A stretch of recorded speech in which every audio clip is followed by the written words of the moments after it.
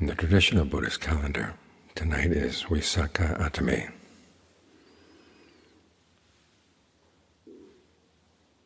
Eight days after the Buddha passed away, he was cremated.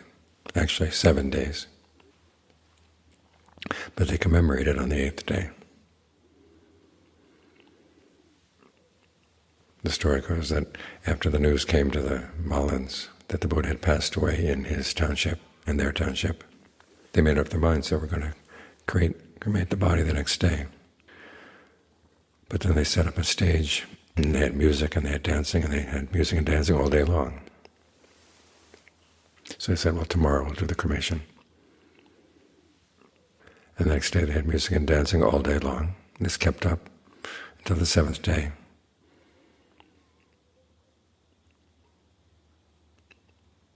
When they finally went ahead and had the cremation,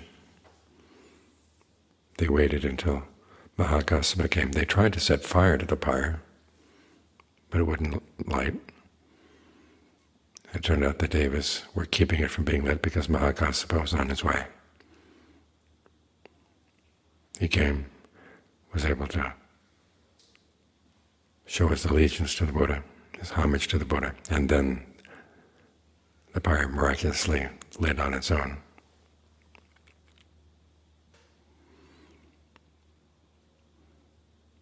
And there are a number of events surrounding the cremation that are really interesting. One was that on his way there, Mahakassapa heard an old monk saying, well, thank goodness we're finally rid of the Buddha, always telling us what we can do, what we can't do. Now we can do as we like.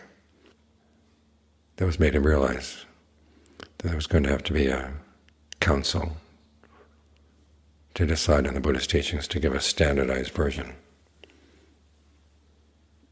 Otherwise people would remember what they wanted to remember and forget what they didn't want to remember. With a standardized version, though, you'd have a standard which you could measure what was the Dhamma and what was not the Dhamma. Because as the Buddha said, if there's something you know that fits in line with what you've already heard of the Dhamma,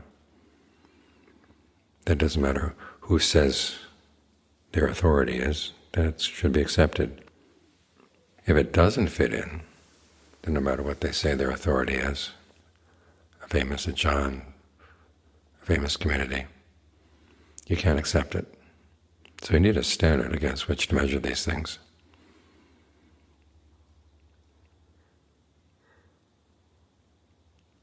That was one of the stories around the cremation.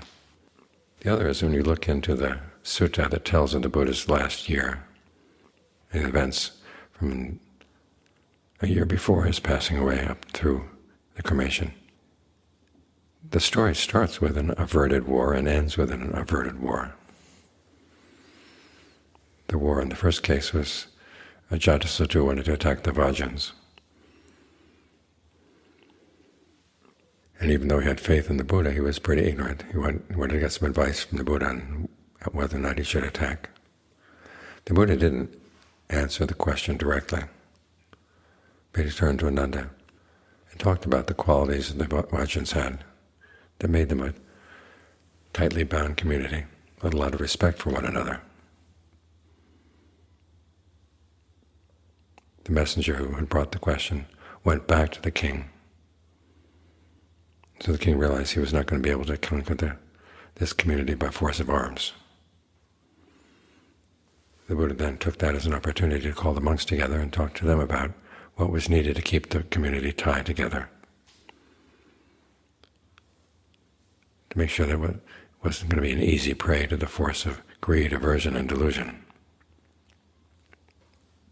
So the story starts with the sense of the fragility of the Dhamma. And once the Buddha passes away, it can be very easy for the Dhamma to disappear.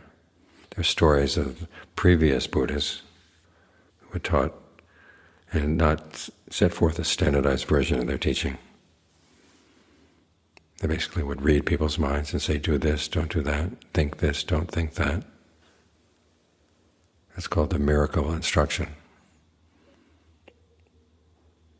And it brought a lot of people to awakening, but that particular tradition didn't last long,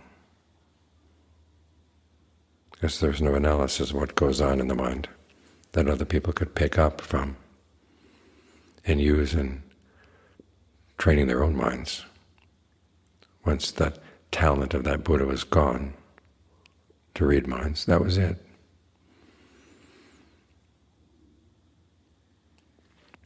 So again, it points to the need for that counsel, to have a standard against which you can measure things, and also a standard that describes to you what's going on in the mind. Not only tells you what's going on in the mind, but how you can make use of that knowledge. We read about the 3 kinds of fabrication that, under the influence of ignorance, can lead to suffering. Bodily fabrication, the way you breathe. Verbal fabrication, the way you talk to yourself. Mental fabrication, perceptions and feelings. An otherwise response to that is not just to hold to the view that that's how the mind works, but you also have to develop right resolve. You say you want to train the mind so that it can make use of that knowledge. Resolve on renunciation, renouncing your fascination with thinking thoughts of sensuality. Resolve on non-ill will or non-affliction. In other words, maintaining thoughts of goodwill for yourself and for others. And resolve on harmlessness. Harmfulness there would be the attitude that you don't really care whether people suffer or not. It's not that you mistreat them out of ill will, it's simply out of callousness, thinking that they don't matter, or that your own suffering from your own unskillful karma, that wouldn't matter. You have to tame these attitudes, develop thoughts of compassion instead, so that you get the mind into concentration. You use that knowledge of fabrication, you focus on your breath, you talk to yourself about the breath to adjust in ways that make it a good place to be. You focus on perceptions of the breath and perceptions of the mind that allow you to settle down. That's what right resolve does. It takes the knowledge of right view and it uses it as a guide. And that's the wise response to right view.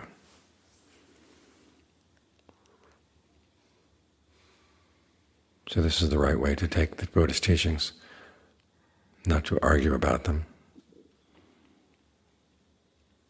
but actually ask yourself, how can I use these teachings to make a difference in my mind? The Buddha says, I'm creating suffering through my own actions. So I've got to change my actions. How do I do that? That's the proper attitude to bring.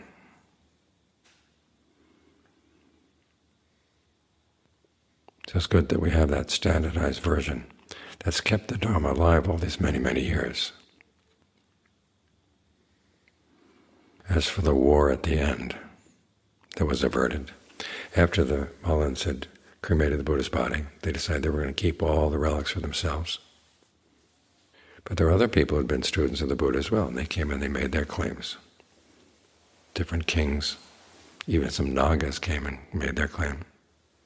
And it looked like there was going to be a war, because the Mahālāns were refusing to give up what they had. And just as Jatasattu showed that he really didn't understand what the Buddha had said, those who were willing to go to war over the relics showed they really didn't understand what the Buddha taught. It was a stain of possessiveness. This is my place, this is my this is my that. As soon as you make a my there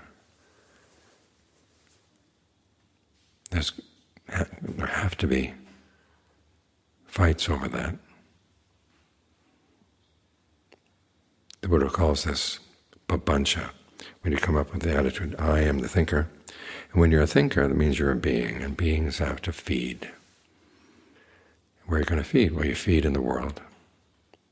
But there are other beings who are also doing the same kind of thing. They need to feed as well. So you're going to come into conflict. So wherever you lay claim to something, this is me, this is my territory, Nobody else can come in here. You showed that you don't understand what the Buddha taught. There are a lot of things we have to let go. When I was in Poland, that question came up. What is it that we let go? When you realize that you can't let go of everything all at once. And the answer is, you remember the teaching is not just about letting go, it's also about developing. You develop skillful qualities in the mind. The list is there in the Noble Eightfold Path. And even before the Noble Eightfold Path, there's the teaching on the graduated discourse, where the Buddha teaches developing qualities of generosity, virtue, reflecting on the rewards of virtue and generosity, realizing that the sensual rewards that come from that are going to end. And they entail a lot of what the Buddha says even is degradation. To realize that renunciation is a good thing.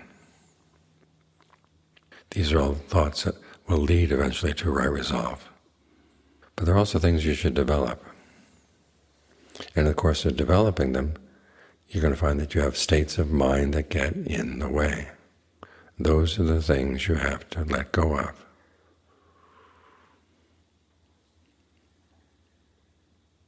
So possessiveness gets in the way of your being generous, gets in the way of your being virtuous. You've got to let it go.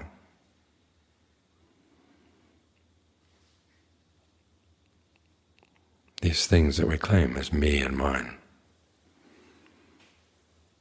how many of them do you really need? What's the allure of possessiveness? Well, there's a sense that you're safe because you have your territory.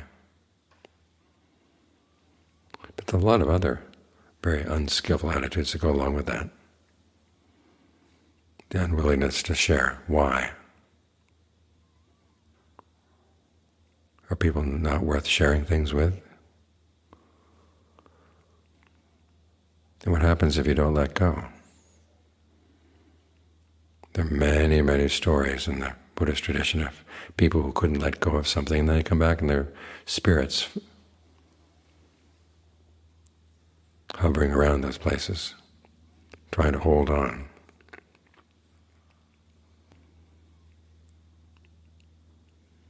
It's a miserable state to be in. This is why the Buddha said, when you define who you are and what belongs to you, you're placing limitations on yourself. We tend to think that our definitions of who we are useful strategies for getting what we want. But then when you get those things, what are you going to do with them? Are you going to use them, or are you just going to hold on? I mean, even in Western fairy tales, they talk about how when you try to hold on to some good fortune, it's going to turn into ashes. It's when you give it away that it becomes yours. And that, of course, is the message the Buddha taught. The things we give away are ours. The things we try to hold on to are going to get torn from our grasp. And the more we try to hold on to them, the more miserable we're going to be. So look at the things that you're being possessive of and ask yourself, what are these things preventing me from attaining in terms of the good qualities of the mind? Because those good qualities, those are your genuine treasures. Those are yours. Conviction, sense of shame and compunction, virtue, generosity, learning, discernment. These are genuine treasures, and they're genuinely yours. And nobody can take them away from you.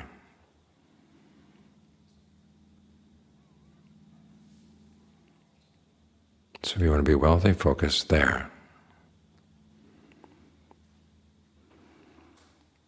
Because those treasures don't lead to war.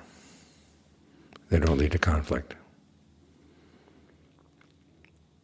Anywhere else where you try to be possessive, there's going to be conflict.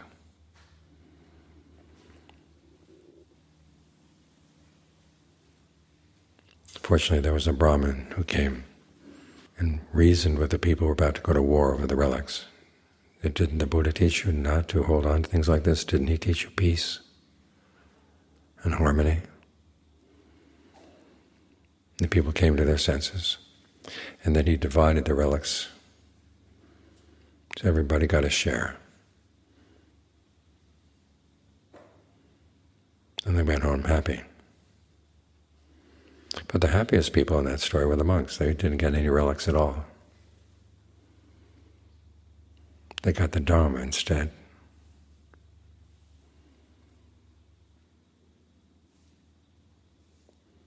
So it's good that we have these events from the Buddha's life that we place on our calendar year, so we can think about the implications.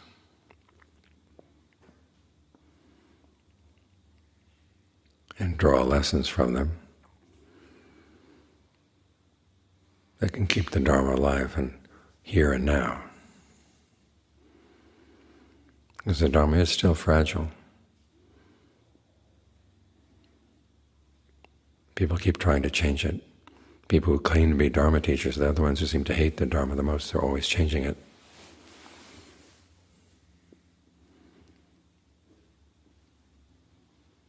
But you can make up your mind, well, whatever else they do, that's their business. You're going to do your best to tame yourself, bring yourself in line with the Dhamma. And that's how you keep the Dharma alive.